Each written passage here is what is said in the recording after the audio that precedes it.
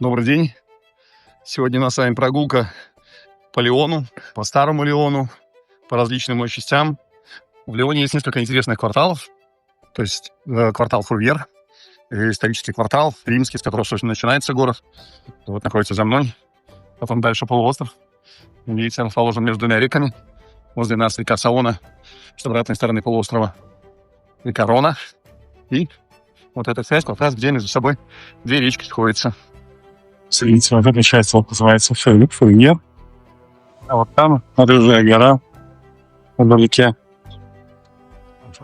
Вот там это Киле. Смотрите, самая старая ионская синагога.